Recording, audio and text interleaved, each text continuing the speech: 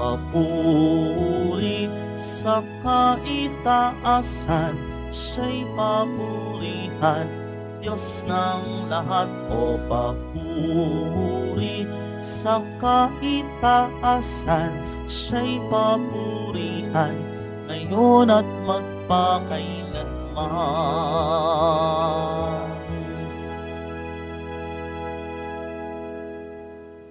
Sa ngalan ng Ama at ng Anak at ng Espiritu Santo.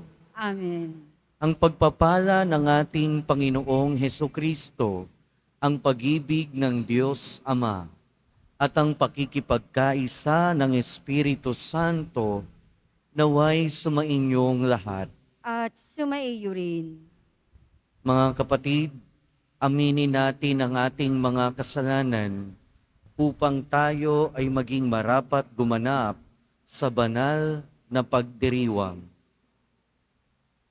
Inaamin ko Sa sa makapangyarihang Diyos at sa inyo mga kapatid, na lubha akong nagkasala sa isip, sa salita, sa gawa, at sa aking pagkukulang. Kaya'y sinasamo ko sa mahal na Birheng Maria, sa lahat ng mga anghel at mga banal, at sa inyo mga kapatid, na ako'y panalangin sa Panginoong ating Diyos. kaawaan tayo ng makapangyarihang Diyos, patawarin tayo sa ating mga kasalanan, at patnubayan tayo sa buhay na walang hanggan. Amen.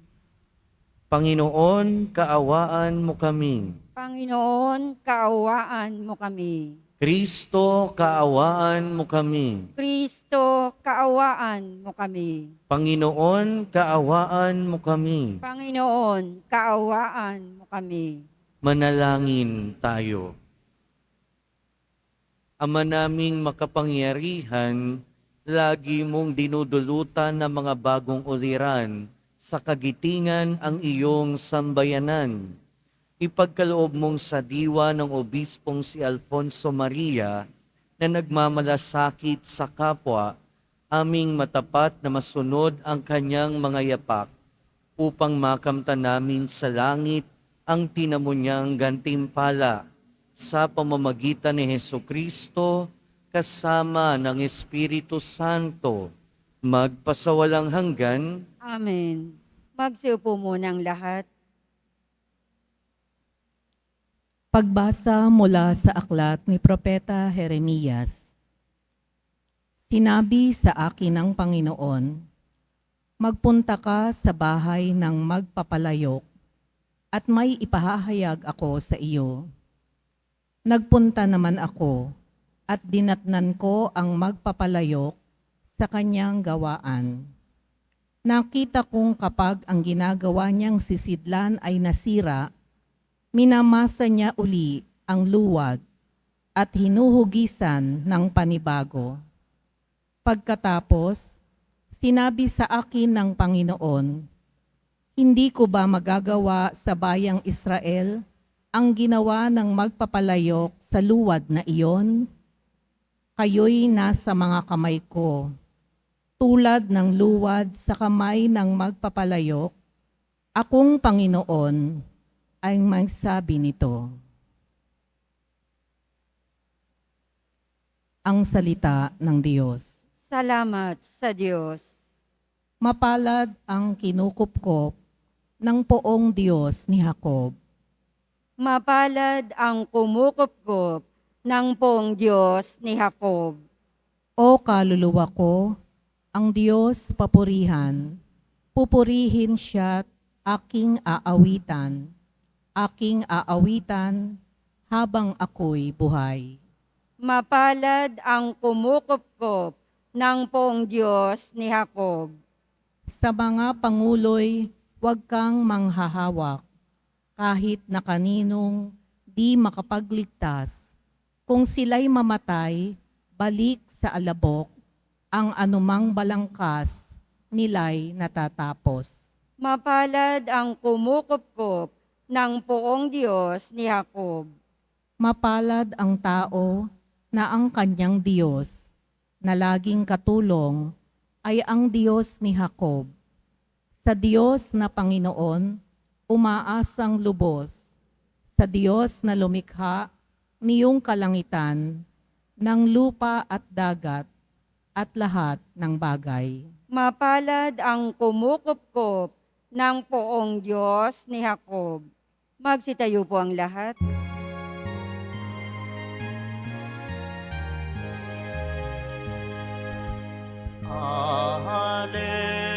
Hallelujah, Hallelujah, Hallelujah, Hallelujah.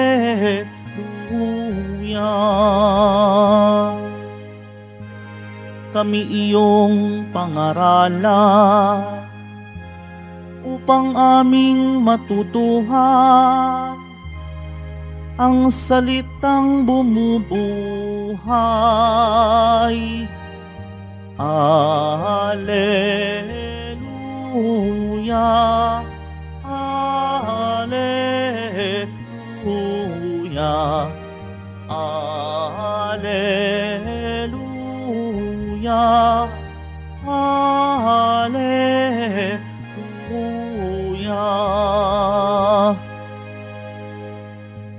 Sumainyo ang Panginoon. At sumaiyo rin. Ang mabuting balita ng Panginoon ayon kay San Mateo. Papuri sa iyo, Panginoon. Noong panahong iyon, sinabi ni Jesus sa mga tao, ang paghahari ng Diyos ay katulad din ng isang malaking lambat na inihagi sa dagat at nakahuli ng sari-saring isda.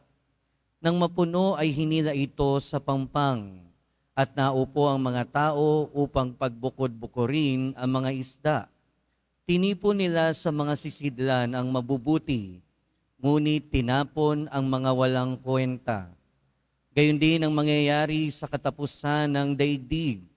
Darating ang mga anghel at ihihiwalay ang mga makasalanan at mga banal, at ihahagis ang mga makasalanan sa maningas na pugon. Dooy mananangis sila at magngangalit ang kanilang ngipin. Nauunawaan ba ninyo ang lahat ng ito? Tanong ni Jesus. Opo, sagot nila. At sinabi niya sa kanila, kaya nga ang bawat eskriba ay kumikilala o ang bawat eskriba na kumikilala sa paghahari ng Diyos ay tulad ng isang puno ng sambahayan na kumukuha ng mga bagay na bago at luma sa kanyang taguan. Nang masabi na ni Jesus ang talinhagang ito, siya'y umalis doon. Ang mabuting balita ng Panginoon. Pinupuri ka namin, Panginoong Heso Kristo. Magsiupo muna ang lahat. Welcome po sa Minor Basilica and National Shrine of Jesus Nazareno at magandang umaga sa inyong lahat. Mga kapatid, sa ating ebanghelyo, isang talinhaga na naman tungkol sa paghahari ng Diyos ang sinabi ng ating Panginoong Hesukristo.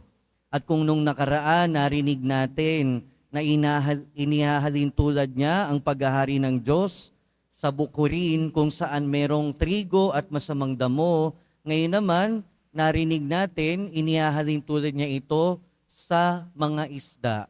Isipin na lang natin na ang langbat ay ang simbahan. At ang simbahan ay tayong lahat. Merong masama, may mabuti. At sa huli ng ating buhay, dalawa lang yan. It's either masamang tao tayo o mabuting tao tayo. It's either tayo ay panig sa Diyos o tayo ay laban sa Diyos. It's either tayo ay banal o makasalanan. Pero again, hindi katulad ng isda. Ang mga isda, it's either talagang masama yan, pwedeng kainin o di kaya hindi pwedeng kainin. Pero sa ating mga tao, hindi naman tayo pinanganak na likas na masama.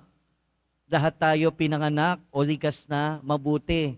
Pero dahil sa ating mga karanasan, pwede nating sabihin na tayo ay nagiging masama o mabuting isda, nagiging masama o mabuting tao. So in other words, meron pa rin tayong choice at the end of the day. May choice tayo para maging mabuti o masamang tao. At kung gagamitin natin yung talinhaga, may choice tayo para maging mabuti o masamang isda. Pero at the end, dalawa lang yan. It's either mabuti o masama. At ang ating unang pagbasa ay nagpapahayag ng paraan kung paano ba maging mabuti. At paano ba maging mabuti? Sa ating unang pagbasa, nandito yung isa sa mga pinakamagandang halimbawa. Pumunta yung propeta sa magpapalayok. At ano yung pinakita ng Diyos gamit yung magpapalayok? Sinabi doon sa unang pagbasa, hindi ba pwedeng ang aking bayang Israel ay maging katulad ng luwad sa kamay ng magpapalayok? Parang ganun din yung sinasabi sa atin. Inaanyayahan tayo na maging katulad ng luwad sa kamay ng magpapalayok. Na maging katulad tayo ng luwad sa kamay ng magpapalayok. At sino yung magpapalayok na yon? Ang Diyos. Siguro naman lahat tayo dito pamilyar kung paano ginagawa yung mga paso, yung mga palayok, yung mga vase. Diba? Kumukuha sila ng putik, nilalagyan ng konting tubig, pagkatapos hinuhulma. At napansin nung propeta sa ating unang pagbasa na kapag ka nasira yung hulma nung palayok, inuulit from the beginning. Na ibig sabihin, sana tayo ay matulad din sa luwad na yun, sa kamay ng Diyos. So meaning, inaanyayahan tayo ng ating unang pagbasa na mag-surrender, ibigay ang ating lahat sa kalooban ng Diyos. In other words, hayaan nating hulmahin tayo ng Diyos. Hayaan nating hubugin tayo ng ating Panginoon. Ganon yung paghuhulma ng magpapalayok sa luwad. Na ibig sabihin, syempre hindi naman madali lagi na hanapin o isipin o alamin kung ano ang kalooban ng Diyos. Kaya ang mensahe din sa atin ay hanapin. Hanapin kung ano ang kalooban ng Diyos sa atin. Hanapin kung ano ba ang gusto ng Diyos sa atin. Sa ganung paraan, para na rin nating hinahayaan na hubugin tayo ng Diyos, katulad ng paghubog ng magpapalayok sa luwad. Pero ang ibig sabihin nun, ibibigay natin yung ating buong tiwala. Ang ibig sabihin nun, ibibigay natin ang ating buong pananampalataya. At malalaman lang naman natin ang kalooban ng Diyos, ang kalooban ng Diyos sa ating buhay sa pamamagitan ng ating panalangin. At masusunod lang naman natin ang kalooban ng ating Diyos sa pamamagitan ng pagsunod sa kanyang mga kautusan at aral. At saan natin matatagpuan ang aral at kautusan ng Panginoon? Nandun sa lambat na sinasabi niya. Ano yung lambat na sinasabi ng ating Panginoon?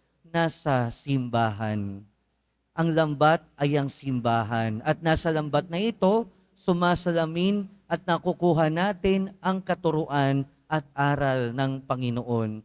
Pero again, hindi porke nasa lambat tayo, tayo ay maliligtas.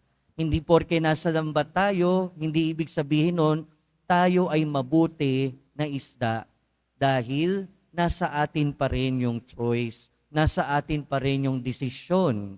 Binigay na sa atin lahat ng katuruan, binigay sa atin, sinasabi sa atin, ipinapahayag sa atin ng simbahan kung ano ang kalooban ng Diyos. At hindi nga lahat tayo tumatanggap sa kung ano ang tinuturo ng Diyos. Hindi lahat tayo tumatanggap sa kung ano ang tinuturo ng simbahan. Pero makakatulong sa atin, again, yung sinasabi ng unang pagbasa, hayaan nating hulmahin tayo ng kalooban ng Diyos. Hayaan nating hubugin tayo ng salita ng Diyos. At yung classic example ng paghuhubog o pagpapagindapat na hubugin siya ng salita ng Diyos ay yung pinagdiriwang natin na santo ngayon, si San Alfonso Maria. Si San Alfonso Maria ay dating abogado, nakapag-aral, galing sa mayamang pamilya. Pero sa kanyang paghahanap sa kalooban ng Diyos, natagpuan niya ito. At nung natagpuan niya ito ay naging instrumento para tatagin niya yung redemptoris. Ano yung redemptoris? Yun yung mga pari na, yung mga samahan ng pari na nagpapalakad ngayon sa Baclaran Church. Kaya mga kapatid, sa pagpapatuloy ng ating buhay, nawa patuloy nating pagindapatin na hubugin tayo ng Diyos katulad ng paghuhubog ng magpapalayok sa luwad. Nawa, palagi nating sundin kung ano man ang kalooban ng Diyos at hayaan natin siya na tayo'y hubugin niya. Nang sa gayon, sa huli, tayo ay maituring na mabuting isda, mabuting tao. Amen. Magsitayo na po ang lahat.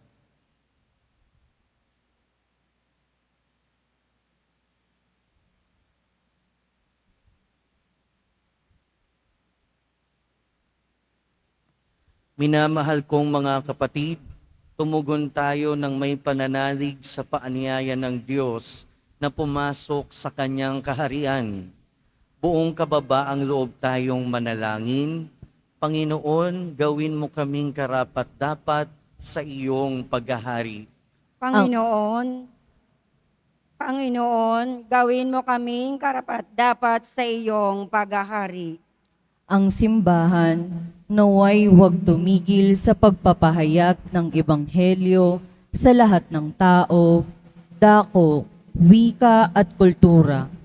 Manalangin tayo. Panginoon, gawin mo kaming karapat-dapat sa iyong paghahari.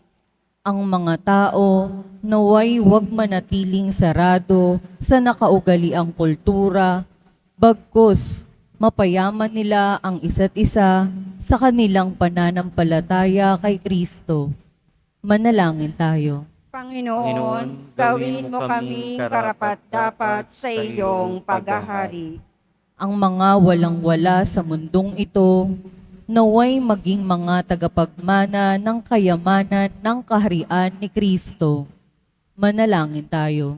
Panginoon, gawin mo kaming karapat-dapat sa iyong paghahari.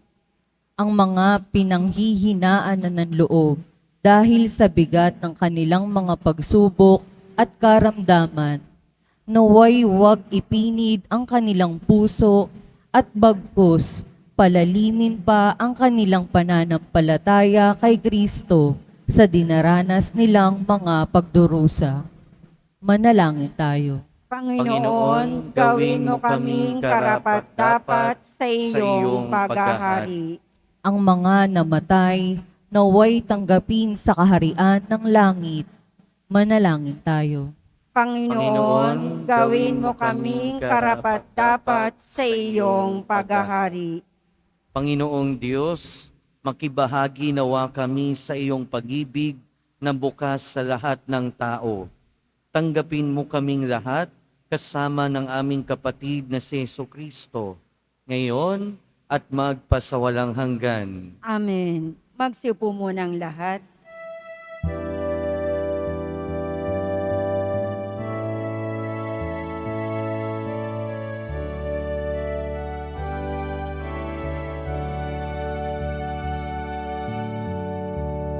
Aming alay sa'yo, Panginoon. Ang tinapay at alak na iyong kaloob upang unitain ang iyong buhay na inialay nang tayo'y magdiwang isang sambayanan.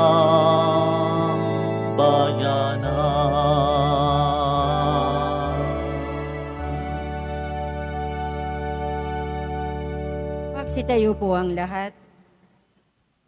Manalangin kayo mga kapatid upang ang paghahain natin ay kalugdan ng Diyos amang makapangyarihan. Tanggapin nawa ng Panginoon itong paghahain sa iyong mga kamay, sa kapurihan niya at karangalan, sa ating kapakinabangan at sa buong sambayanan niyang banal. Ama naming lumikha, pagalabin mo ang kalooban namin sa ningas ng iyong Espiritu na ipinagkaloob mo kay San Alfonso Maria para maipagdiwang ang paghahaing ito at sa pamamagitan nito, ikaw ay mahandugan ng sariling pamumuhay bilang banal na alay sa pamamagitan ni Hesukristo kasama ng Espiritu Santo magpasawalang hanggan. Amen. Sumainyo ang Panginoon. At sumaiyo rin. Itaas sa Diyos ang inyong puso at diwa. Itinaas na namin sa Panginoon. Pasalamatan natin ang Panginoong ating Diyos. Marapat na siya ay pasalamatan. Ama naming makapangyarihan, tunay ngang marapat na ikaw ay aming pasalamatan sa pamamagitan ni Hesukristo na aming Panginoon. Ngayong si Alfonso Maria ay pinararangalan sa pamumuhay niyang totoong uliran at pagiging maaasahan sa panunungkulan, kaya't si Hesukristo na maaasahan sa katapatan ay inihayag sa pangangasiwa sa sambayanan. Ang malasakit na mga ulirang tagapangasiwa noon ay nagpapatuloy magpahanggang ngayon. Sa mga panalangin kanilang iniuukol, kaysa ng sambayanan mong dito'y nagtitipon. Kaya kaysa ng mga anghel na nagsisiawit ng papuri sa iyo, nang walang humpay sa kalangitan, kami nagbubunyi sa iyong kadakilaan. Santo, Santo, Santo, Panginoong Diyos ng mga hukbo, napupuno ang langit at lupa ng kadakilaan mo, o sana sa kaitaasan. Pinagpala ang naparirito sa ngalan ng Panginoon, o sana sa kaitaasan.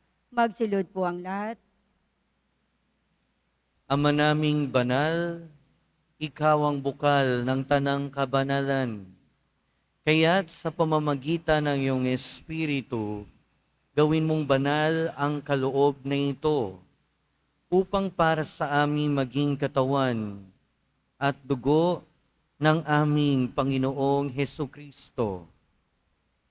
Bago niya pinagtiis ang kusang loob na maging handog, hinawakan niya ang tinapay, pinasalamatan kanya, pinaghati-hati niya iyon, iniabot sa kanyang mga alagad at sinabi, tanggapin ninyong lahat ito at kanin. Ito ang aking katawan na ihahandog para sa inyo.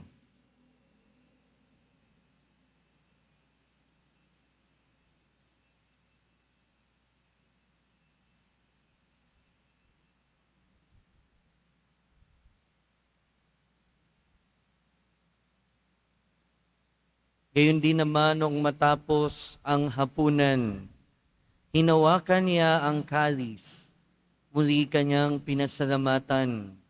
Iniabot niya ang kalis sa kanyang mga alagad at sinabi, tanggapin ninyong lahat ito at inumin. Ito ang kalis ng aking dugo, ng bago at walang hanggang tipan. Ang aking dugo na ibubuhos para sa inyo at para sa lahat, sa ikapagpapatawad ng mga kasalanan. Gawin ninyo ito sa pag-alala sa akin.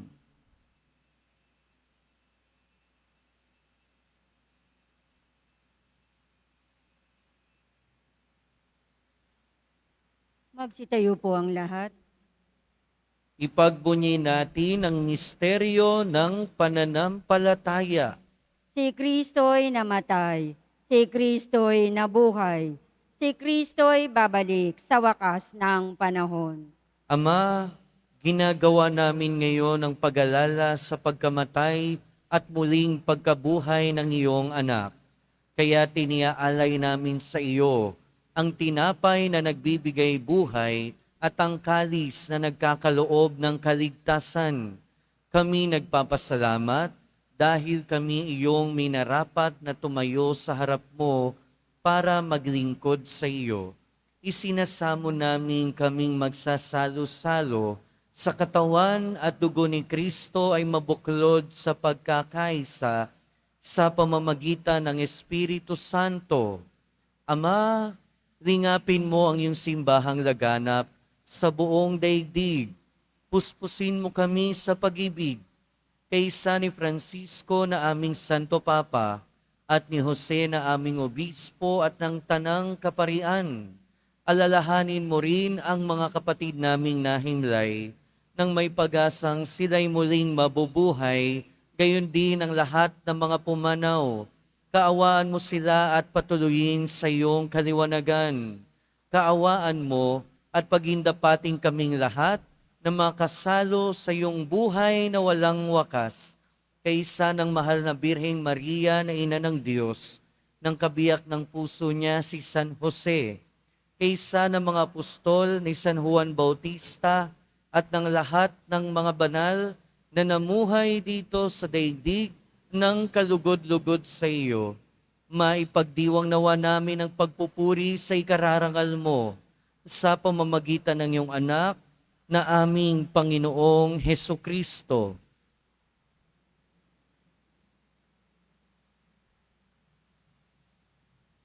Sa pamamagitan ni Kristo, kasama niya at sa Kanya, ang lahat ng parangal at papuri ay sa iyo, Diyos amang makapangyarihan, kasama ng Espiritu Santo, magpasawalang hanggan. Amen. Sa tagubili ng mga nakagagaling na utos at turo ni Jesus na Panginoon natin at Diyos, ipahayag natin ng lakas loob.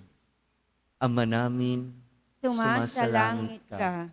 Sambahin ang ngalan mo. Mapasa amin ang kaharian mo. Sundin ang loob mo dito sa lupa para nang sa langit. Bigyan mo kami ngayon ng aming kakanin sa araw-araw. At patawarin mo kami sa aming mga sala, para ng pagpapatawad namin sa nagkakasala sa amin. At huwag mo kami ipahintulot sa tukso, at iadya mo kami sa lahat ng masama. Hinihiling namin kami adya sa lahat ng masama, pagkalooban ng kapayapaan araw-araw, iligtas sa kasalanan at ilayo sa lahat ng kapahamakan. Samantalang aming pinananabikan ang dakilang araw ng pagpapahayag ng tagapagligtas naming si Heso Kristo. Sapagkat iyo ang kaharian at ang kapangyarihan at ang kapurihan magpakailanman. Amen. Panginoong Heso Kristo, sinabi mo sa iyong mga apostol, kapayapaan ang iniiwan ko sa inyo. Ang aking kapayapaan ang ibinibigay ko sa inyo. Tunghayan mo ang aming pananampalataya at huwag ang aming pagkakasala. Pagkalooban mo kami ng kapayapaan at pagkakaisa ayon sa iyong kalooban, kasama ng Espiritu Santo, magpasawalang hanggan. Amen. Ang kapayapaan ng Panginoon ay laging sumainyo. At sumaiyo rin. Magbigayan kayo ng kapayapaan sa isa't isa. Peace be with you po.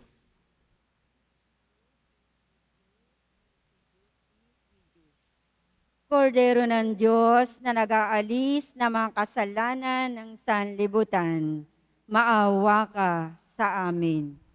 Kordero ng Diyos na nag-aalis ng mga kasalanan ng sanlibutan, maawa ka sa amin. Kordero ng Diyos na nag-aalis ng mga kasalanan ng sanlibutan, ipagkaloob mo sa amin ang kapayapaan. Magsilod po ang lahat. Ito ang kordero ng Diyos. Ito ang nag-aalis ng kasalanan ng sanlibutan.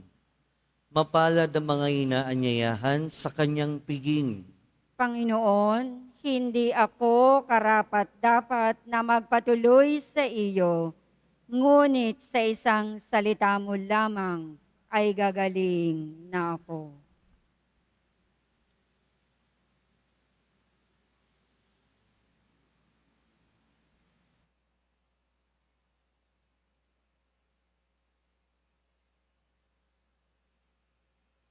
Para sa lahat ng tatanggap ng banal na komunyon, sasagot po tayo ng amin. Pagkasabi ng pari o ng lay minister ng katawan ni Kristo at isubo agad sa bibig bago umalis sa harapan ng pari o lay minister. Sumunod po tayo.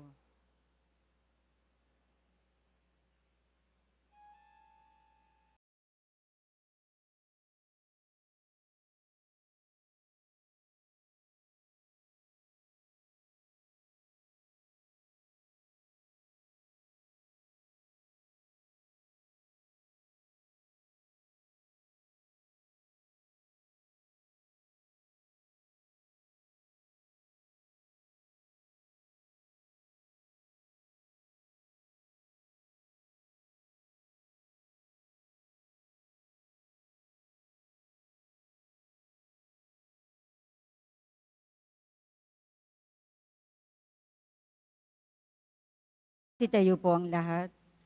Manalangin tayo. Ama naming mapagmahal, binigyan mo ng pagkakataon si San Alfonso Maria para matapat na gumanap at maglahad ng paghahain ng pakikinabang. Lagi nawa naming tanggapin ito at sa pagtanggap namin ay tumanaw kami ng utang na loob sa iyo sa pamamagitan ni Hesukristo kasama ng Espiritu Santo, magpasawalang hanggan. Amen. Mga kapatid, ang paalala ng ating mga pagbasa ngayon, ang pagpapakabuti ay pagpapakgindapat na hubugin tayo ng Panginoon. Hayaan nating hubugin niya tayo. Hayaan natin kumilos siya sa buhay natin.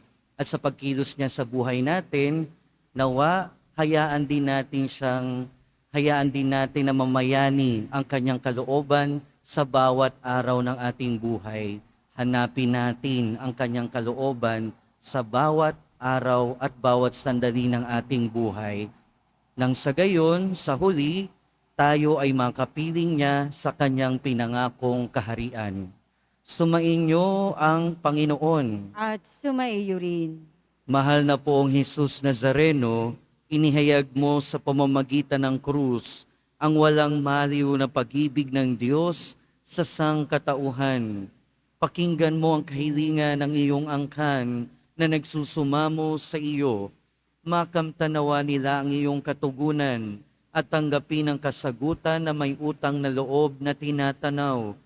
Basbasan din po ninyo ang mga daladala nilang mga imahen at dasalan. Sa pamamagitan ng bendisyon na ito, naway maalala nila ang mga pangako nila noon sa binyag, na ikaw ang kanilang iibigin at paglilingkuran bilang Panginoon magpasawalang hanggan. Amen. At pagpalain kayo ng makapangyarihan at mapagmahal na Diyos, ng Ama at ng Anak at ng Espiritu Santo. Amen. Pumayo kayong taglayang kapayapaan ng Poong Jesus Nazareno. Salamat sa Diyos.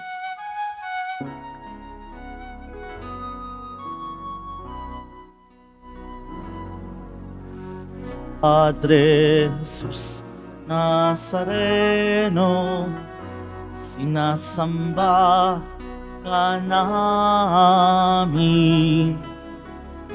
Pinipintuho ka namin. Aral mo ang aming buhay at kaligtasan. Nuestro Padre Jesus Nazareno, iligtas mo kami sa kasalanan. Ang krus mong kinamatayan ay sagisag ng aming kaligtasan. Nuestro Padre Jesus Nazareno, dinarangan ka namin. Nuestro Padre Jesus Nazareno, nilulwalhati ka namin. Nuestro Padre Jesus Nazareno, dinarangal ka namin. Nuestro Padre Jesus Nazareno, nilulwalhati ka namin.